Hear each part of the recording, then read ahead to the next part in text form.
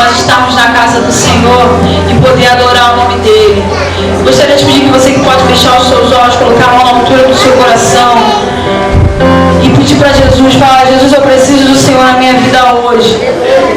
Eu preciso que o Senhor faça algo de sobrenatural e diferente na minha vida hoje. Querida, às vezes a gente chega a este lugar e às vezes a gente só quer. A gente tem que dar para o nosso mestre. Ele espera isso da gente. Ele espera